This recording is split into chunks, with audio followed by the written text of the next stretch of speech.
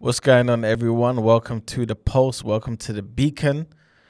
I appreciate everybody listening in, tuning in. I hope everyone jumps into the chat immediately because we've got some serious stuff to talk about. Similar to yesterday, we're still going to be on the same topic and theme of investing. Of course, we're speaking generally at the moment, right? Where we're, I guess, for the most part, going to be talking about monetary things. Investing money, buying assets, things of that nature. But I come from the school of thought of economics being a holistic thing. So we're talking how things used to be hundreds of years ago when people like Adam Smith were, making and writing amazing papers and books that changed the world, where it was deemed to be political economy and it kind of encompassed all areas of life. And I think to some degree that kind of that laid the foundation for my own thinking, innit? Hence me coming up with the phrase economics is life and life is economics. Because I really do think if we saw things from an economics point of view, you tend to weigh things up a lot better. Or at least you're able to make a judgment on things that you do in life from an informed position. And that's basically what I want to bring to the discussion, to the table for us to talk about. So again, welcome to everyone in the chat. Thank you for tuning in. Yesterday was a good one, man. That was the first proper episode, I should say, since obviously we debuted the Pulse. For those who don't know, for the first time, they might be tuning in. The Pulse is another branch of this powerful, groundbreaking broadcasting empire known as the New Black. You know what I'm saying? We've got TDA, which is, of course, the greatest morning show on the planet, where we deliver the news, we discuss different things, we chop it up about different topics, a plethora of different things. But the Pulse is essentially where we bring conversation, real conversation back, where we don't, for lack of a better word, we don't pussyfoot over different topics. We've got so many different hosts, and everyone has their own world experiences, their own personal viewpoints. And they come to the table, bringing different discussions, and they want to have those open discussions with people, candid discussions with people, and they want you to call in. And that's exactly what I guess I'm going to be doing. But I want to spend a couple moments bigging up Temi, bigging up Kelechi, bigging up Lippy, bigging up Loons, bigging up Tom, bigging up Busaya, bigging up all the people who've signed up and have said, you know what, I want to dedicate my time to this particular idea that you guys have at TMB, because I feel like I can feed into this. And that's exactly what we're doing, man. And so this is the Beacon. This is my segment. This is my slot on the Pulse, where we're going to be talking about all things economics and just life. You're going to hear certain discussions which you may think have no economic relevance, but it does. Because again, I'm trying to see things. I always tend to see things from an economics point of view. And personally, I'm not going to say it's the best way to see things, but I do think it's a very efficient and effective way of seeing things. And it just allows you to just see and understand where you stand. But I say all of that to say this. This series is called Invest or Die. I don't know, it might seem kind of tongue-in-cheek, might be exaggerating or whatever, but I genuinely think that's the case. You've seen it from the beginning of the time, yeah? In fact, let's not go that far back. But the last 100 years, the last 150 years, there's been religious leaders who've come out from different walks of life, having that sort of message in whatever they're trying to spread to the people, because they sense a certain urgency. Am I saying that they were right? Of course not. Not all the time. But for their particular era, their world, a lot of them were right. It was the end of the world that they knew, right? As they knew it. And so I kind of see it in the same way. And yesterday I was bigging up Christy as well. Big up Christy, the Queen of BOE. She mentioned that we're in a day and time where it's like, if we don't take advantage of what's in front of us, that might be it. It's like, what else are we going to have? What else? You know what I'm saying? Because you have to remember that everybody is a product of specific circumstances. And if these circumstances, which could be so daunting and dire and just horrific and heinous in its nature, are occurring But yet none of those things prompt us to move in a specific direction with intention to really remedy the ills in our society and better position ourselves. What's next? What are you expecting? Are you expecting God to come down? It's not going to happen. It's not going to happen. No one is coming to save us. No one is coming to remedy the problems that God has given us the capacity to fix. It doesn't work that way. You know what I'm saying? It's the reason why all of us, I guess, to varying degrees, campaign or speak out about particular things that they want fixed. You don't just stay at home and pray. You don't just go to the mosque and pray. You don't just, like those things don't occur. You do those things, but then you actually go out there and do the work. And I guess in this series, I'm proposing that we do the work in ourselves. And a big part of that work is investing. A lot of us don't recognize that our biggest enemy, and this is what we were speaking about yesterday, is inflation. Inflation is probably the biggest enemy that anyone, if you really thought about, will be on the same page about if they actually knew what inflation was. Some of us may feel like some of our biggest enemy might be the devil. Our biggest enemy might be Illuminati. Our biggest enemy might be the climate, whatever it may be. But all those things can vary from person to person. And there'll be some people out there saying those things don't even exist. But for something that to me is overarching, that everyone is affected by, inflation is that number one thing. To me, at this point in my life anyway, this is what I think. Inflation is that common enemy that attacks every single person. The difference is it will affect different people in different ways. And my agenda here, for lack of a better word, is for us as a black community who's often forgotten about, is to build a hedge around ourselves so that when things get worse, or if things get worse, I don't want to be the bearer of bad news and just be a fearmonger. If things do get worse, at least we're protected to some degree.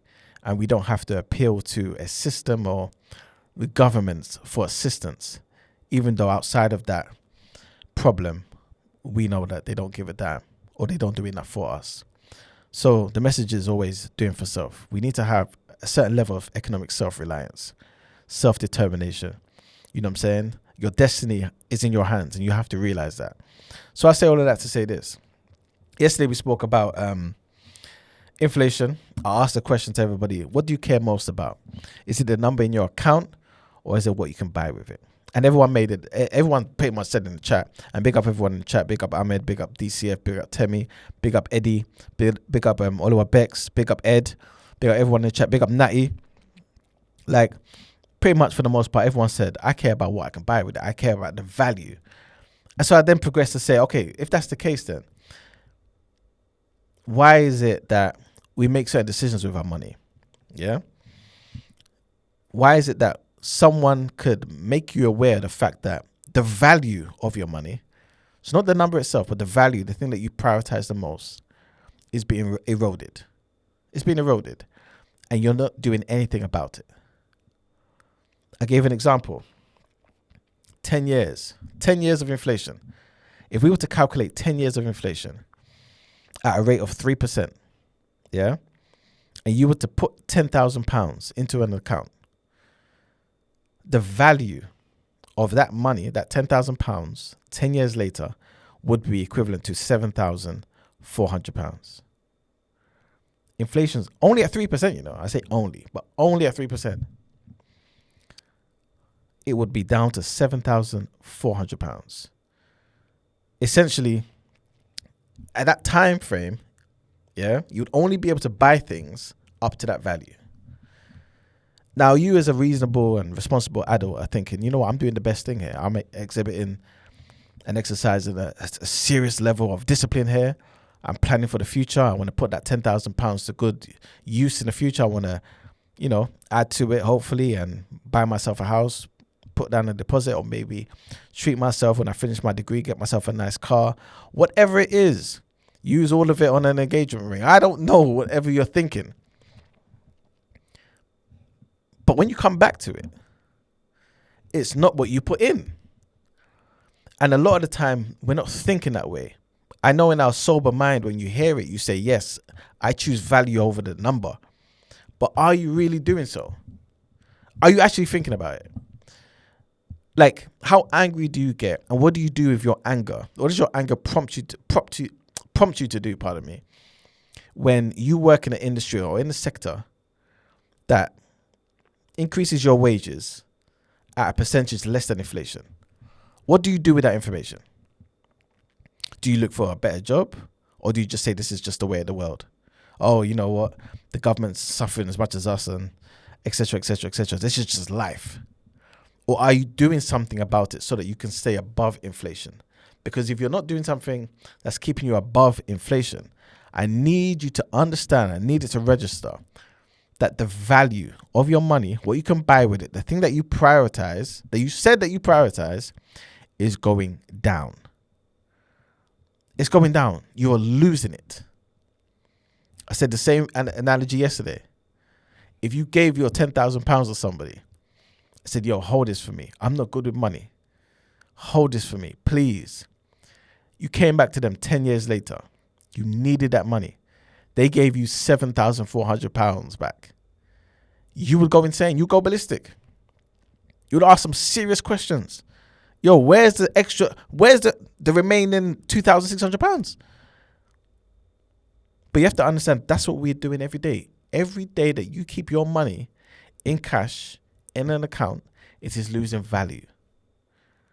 Your biggest enemy is inflation. The good thing about that is once you know it, you can beat your enemy.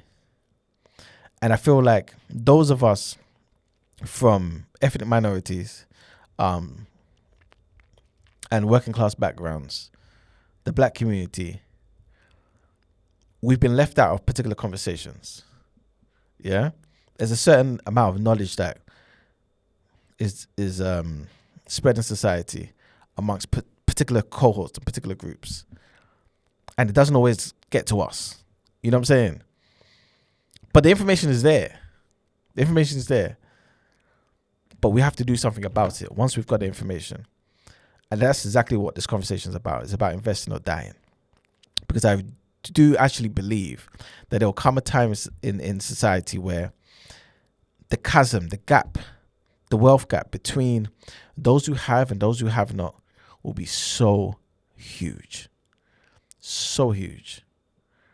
And we are at a particular time in our life where, believe it or not, and I don't always like using the word, we're privileged, more privileged than others in other parts of the world. We can actually put our kids in a better position than we were when we were growing up. You know what I'm saying? Some of us were in amazing positions, but we've taken advantage of that. We've taken it for granted, I should say. And we haven't done the same thing our parents did for us. You know what I'm saying? For when they came to the country at this level, do that, right? And they went up all the way here. Some of us, we got it all the way here, but only gone up this level. Do you know what I'm saying? And I know, again, like I said earlier, there's a certain specific set of circumstances that push people, that become a catalyst for certain behaviors and certain hustle spirit inside of you. But there has to be something that we do, because again, we complain all the time. Certain people complain all the time that the rich are just getting richer and the poor are getting poorer. And you notice that the complaints don't do anything. Placards are not going to put bread in your fridge if you keep your bread in your fridge. Placards are not going to do it. They're not going to do it. All they're going to do is the bare minimum.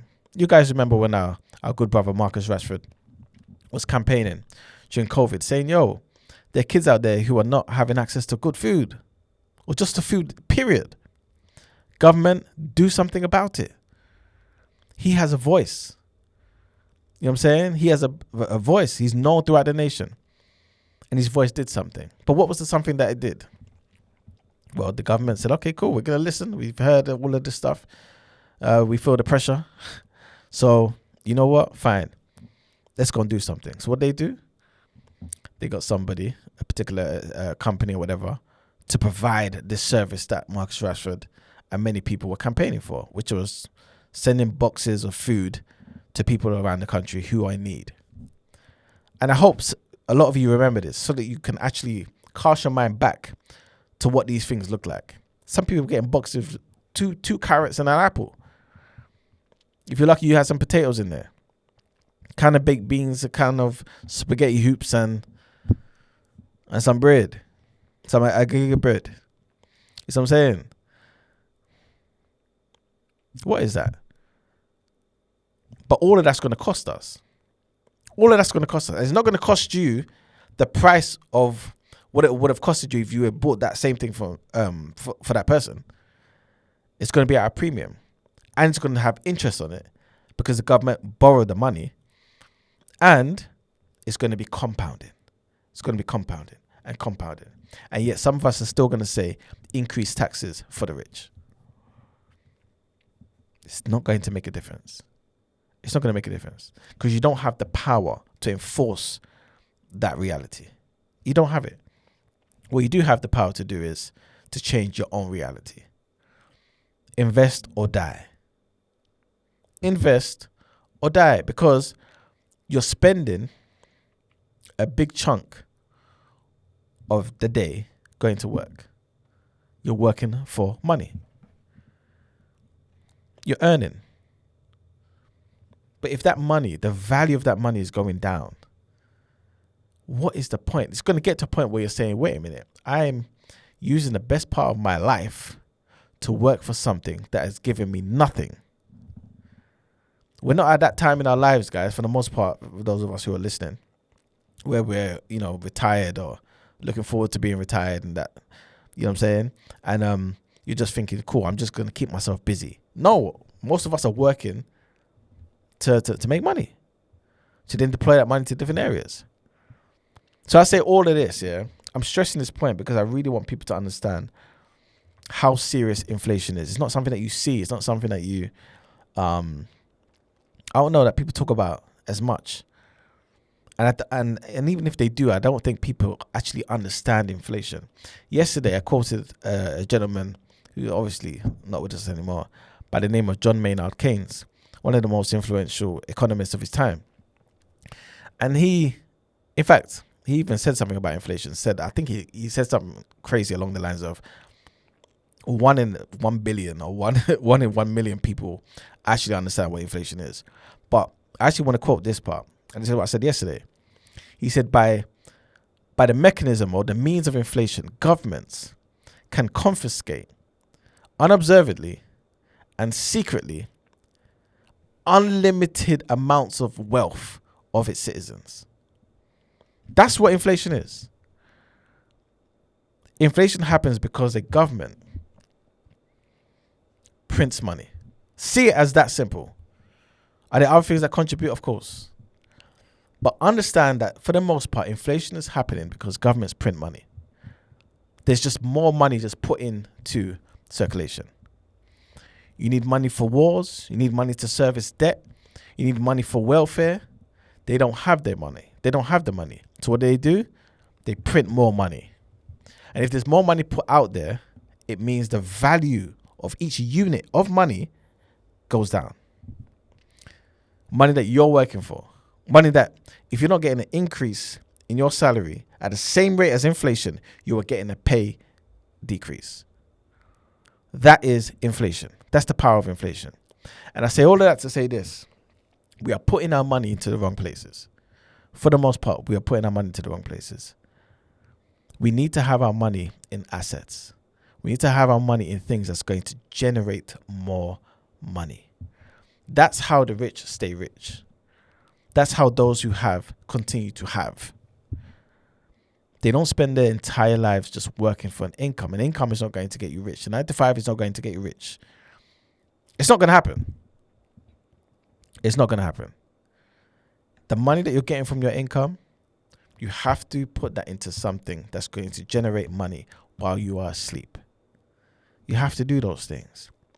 If you believe that there's parts of society that are not working well for you, it makes no sense speaking to the government to fix it because they seldom do. What would make sense is you to pull your resources and put it into that thing that you want. We've been speaking about TMB. the need for doing for self, the new black, as you guys can see, right? We're building something here that would benefit this community. Blood, sweat, and tears, sleepless nights to benefit this community. And we've given people, the community, first dibs on an opportunity that is seldom comes to the average company in this country. Again, you can Google it. It's called SEIS, right? Seed Enterprise Investment Scheme. It's one of the most amazing schemes because of what you can gain from it. Just quickly, because it's not about the SEIS scheme, right? It's just about the habit and the knowledge of investing and why it's so important. But you can invest in a company, i.e., for example, TNB, and you can claim 50% back of your tax. So the money that you would otherwise not see, right? The money that you would not see, yeah, you can get 50% of that back. On top of that, you have loss relief. If that company was to go bust, you can claim between 70 to 80% of your money back. So it's almost like a no-brainer. You're getting first dibs on a company. We speak all the time about gatekeeping. We speak all the time about investing in particular initiatives and infrastructure. And we need this and we're just talking into the ether. We need this and we need that. You know what I'm saying? You have an opportunity here to invest in something that you can build with and be an owner in, so that in the future, as things grow higher than inflation, at least that's my prediction, that's what I believe, right?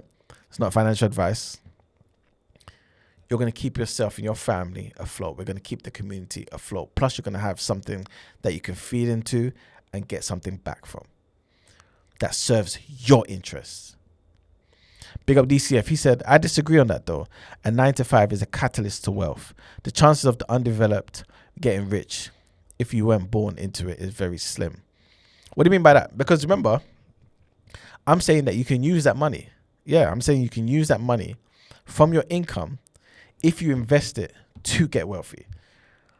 But just working and getting your salary is not going to get you wealthy. Impossible. I mean, obviously everyone has different ideas of wealth, but that's impossible. It's impossible. Because if you're relying on that paycheck and then you get hit with redundancy, you're done. You're done out here. That doesn't happen to a wealthy person. You know what I'm saying? That does not happen to a wealthy person.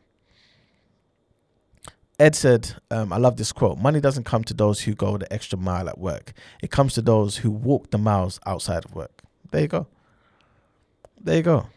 You know what I'm saying? So this is obviously not a call for people to not, care about their work and stuff. It's more so me saying, let's be smart with what we do with our next steps. Think the next steps.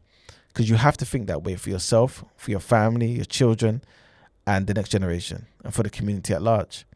You know what I'm saying? Just doing this for yourself will benefit the community. I'm not saying go out there and be an activist. I'm not saying that. You may not care. You may not have the bandwidth for it all the time, whatever. But I'm saying doing the best for yourself has that ripple effect on the community. You know what I'm saying? It does. It puts us in a better place. We are all going to be repositioned better. So yes, invest or die.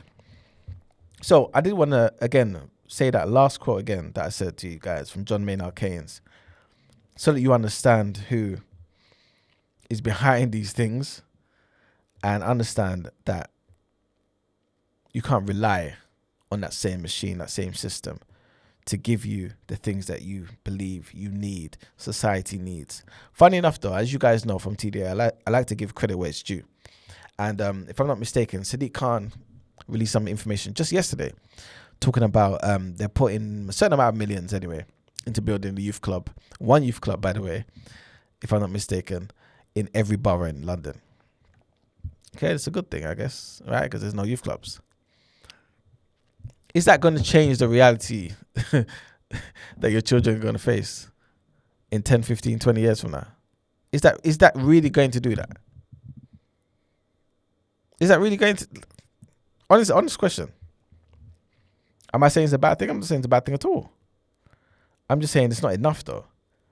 And I think we should all adopt the mentality of believing and knowing that the government will not be able to do enough. It doesn't have an infinite supply of money. And if it ever did, it would be because it printed more. Then you end up like the situation in Zimbabwe, where a loaf of bread costs £10,000. That's what inflation does. It just erodes the value of your money. So I kind of, just wanted to talk about why people never build wealth. And I think there's a number of things, right? And for the most part, it's not because people are lazy, though. It's not because people are irresponsible with their money, necessarily anyway. It's not because people don't work hard enough. I think it's for the most part, people don't understand the rules of the game, innit? They think the income is the reward. They feel like, okay, cool. The higher the income, the more free I get. And I think that's the biggest misconception. I have more freedom because I have more money. No. Because again, if that job is taken from you, you're done. You're done. Wealthy people don't keep their wealth in cash. It doesn't come from their income. It comes from their assets. They rely on assets. Yesterday, Brent played a clip from Mr. Manager, right, where he was talking about the difference between the black community and other ethnic groups in this country. And the median amount of money, I believe, that was in property and assets being zero. Zero. We have our money not in assets. We have it in liabilities. We have it in things that you wear and drive. I'm basically doing all of this because I want us to have a fundamental mindset shift. There has to be a shift in the mindset of us as a whole. Invest or die. Because if other communities are doing this, again, in the future, when you need housing, which the government will say they're going to provide for you, and again, this is not hypothetical, we're dealing with real stuff. The government has been saying they're going to build more houses. Sadiq Khan has been saying he's going to build more houses. All of this stuff, more of this, more of that. It's not here though. So when your child needs a house, needs to rent, doesn't want to be under your roof anymore, wants to go out and be a man, be a woman, be independent, who are they going to rent that house from?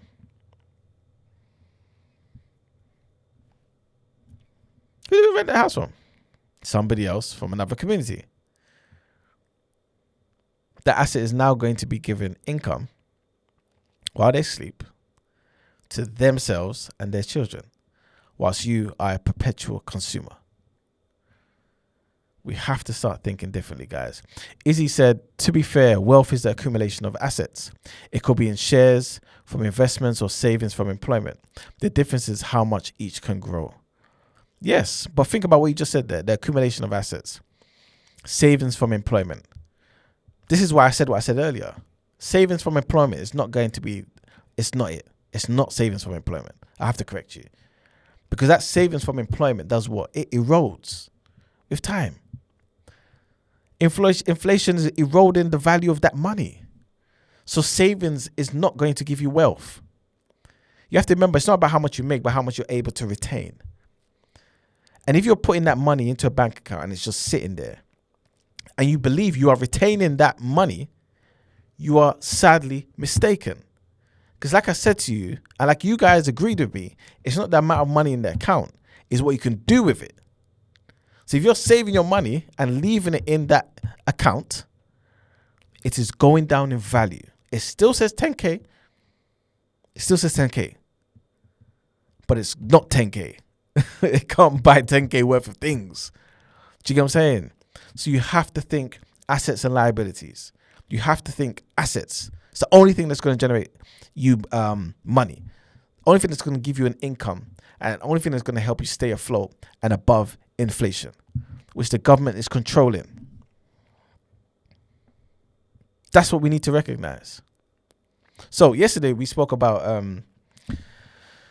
some of the things that we can use to basically protect ourselves from inflation. Right? We started briefly talking about tax wrappers. Our good brother Ramsey called up. Today's going to be a brief show, guys. But tomorrow, God willing, we'll be back and we can definitely build on this. But Of course, if anybody wants to call up, ask any questions and stuff, please do so. The number is 0203 87 87 87 0. 87. I'm going to stop saying the number right now for a reason, because I've not seen this good brother in the chat for such a long time. Big up Demi. It's been a while, man. I hope you're good, man. I hope you're good. He says, big up E-Man. This is a needed conversation. The amount of people that don't even know the difference between private, thank you very much, and state pension is crazy. We're going to get into all these things, and this is the reason why it's not a one episode situation.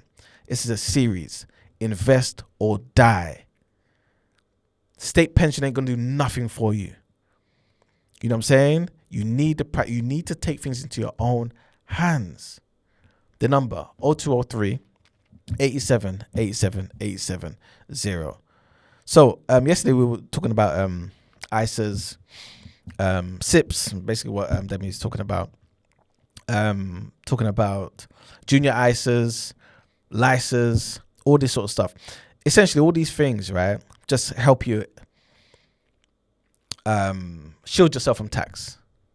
As you guys know, or at least hopefully you know, everything that you earn is taxed.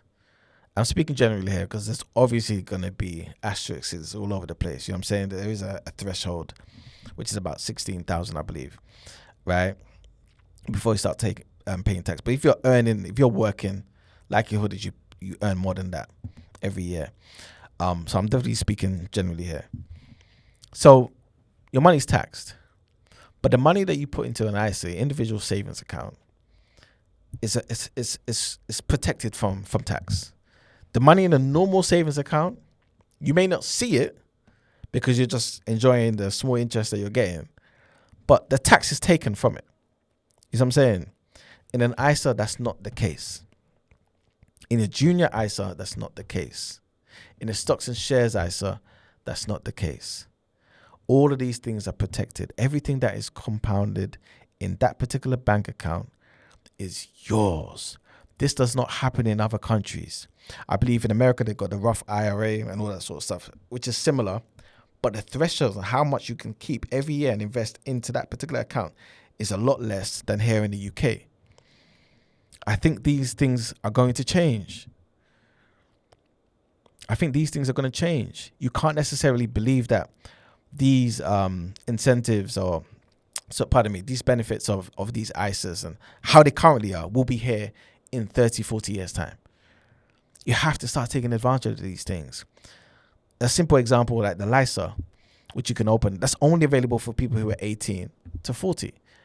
If you're 41 or whatever it may be, it's too late for you. I'm not saying it's the be all and end all, by the way. Personally, I prefer stocks and shares ISAs, SIPs as well.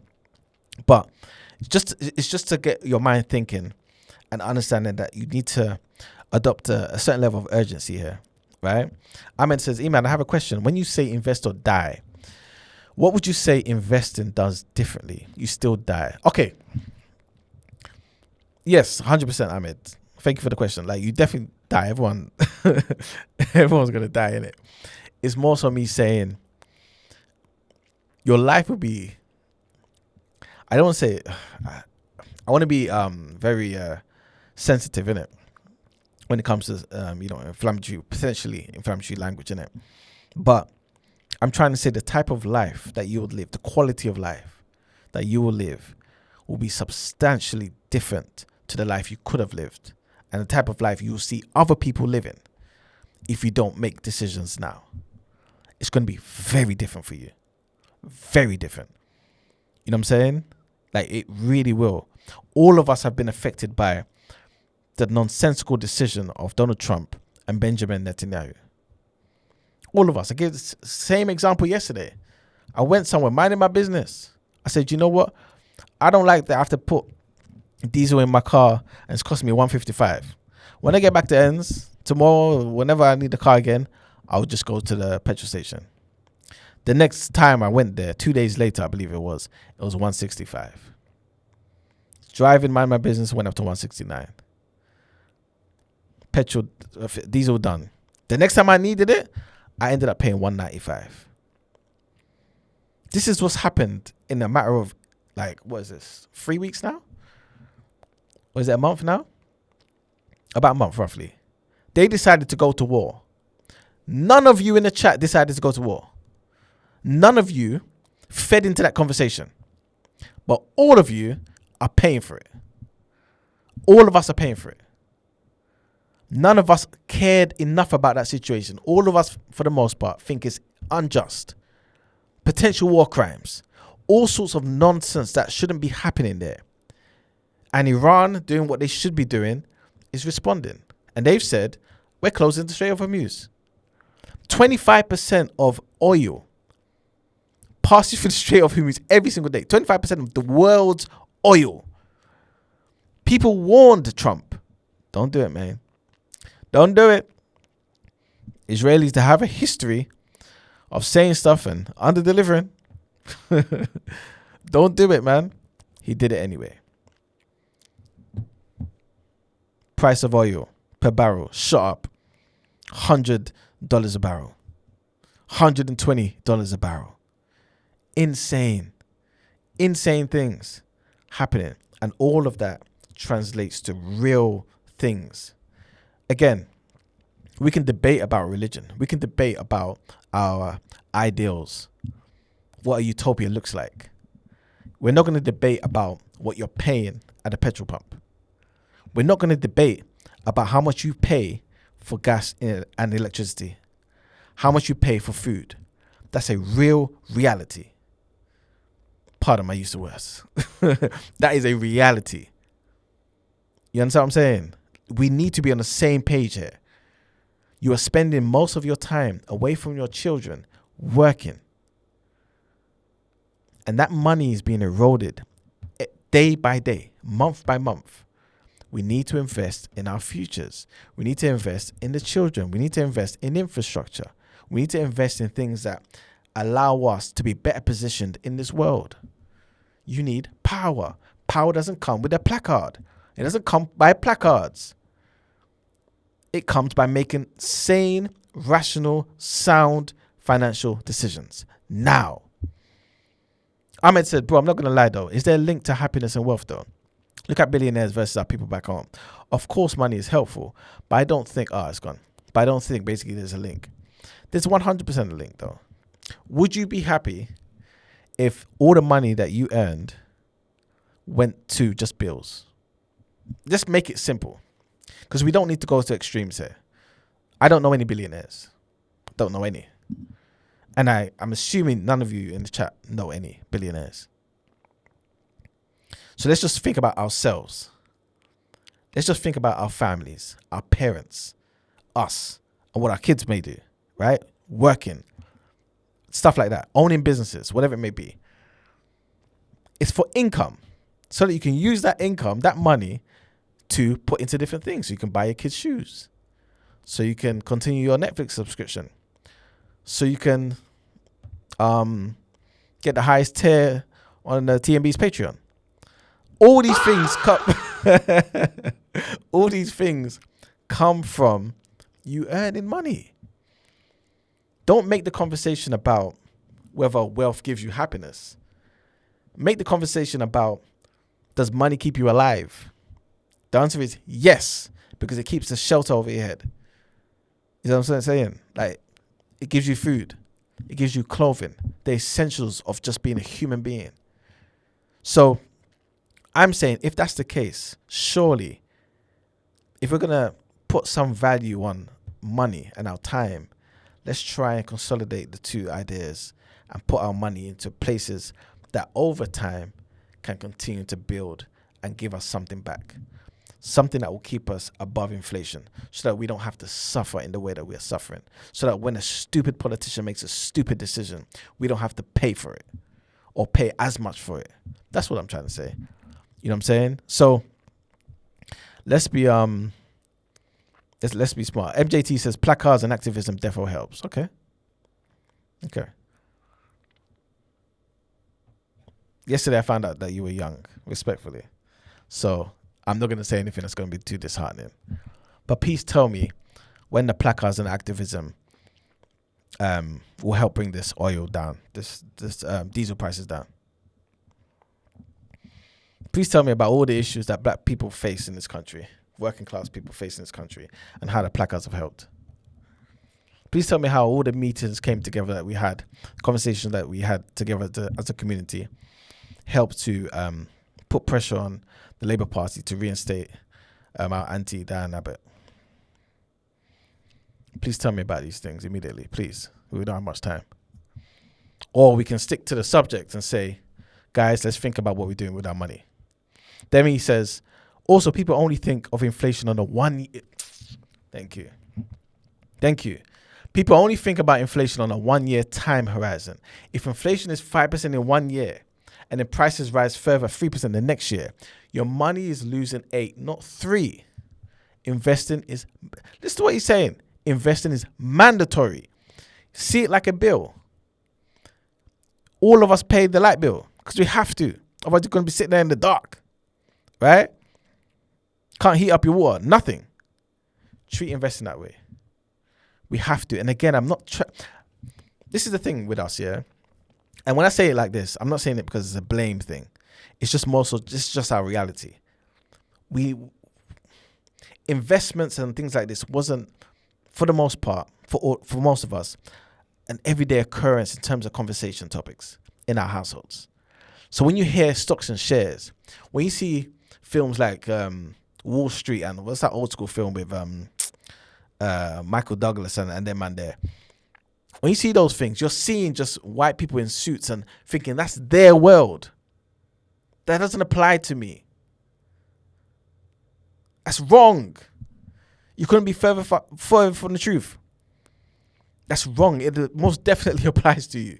You have everything in your power to access that. In fact, they even want you to access it, because the more money invested in those particular areas, the more opportunity for those companies to grow, right? I said this yesterday. You have to see money as just another technology. You have to see all these companies and things of this nature almost being a reflection of the advancement of humanity. So when you are, for lack of a better word, investing, so the lack of a better word is coming after. When you're investing, what you're doing, for lack of a better word, is betting on the advancement of humanity. That's essentially what you're doing.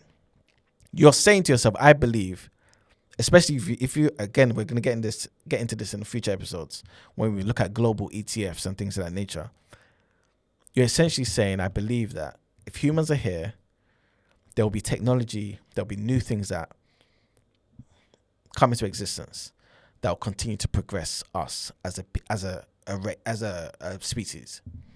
There's going to be companies that grow. That's all you're doing, essentially. It's not gambling. It's literally just protecting your future. You're protecting your money. You know what I'm saying? So I think this is the reason why people feel like stocks and shares and all these things are kind of alien to us, because over the span of our lifetimes, it has been. So this is not a blame game situation. I'm not interested in any of those things. I'm genuinely just interested in us understanding what's going on and just positioning ourselves better. That's all it is. That's all it is. So I say all that to say this.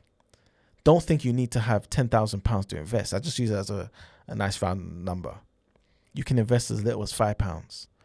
£1. I promise you can invest. I believe it's £1 on Trading 212. If you feel like it's daunting, you don't know what the first step is, please keep listening to the posts. Please subscribe to Freedom is Capital on all social platforms. Yeah, social media platforms. And we're going to get into the detail so we can all be on the same page. We can all make that step. You know what I'm saying? I know a lot of the time people, I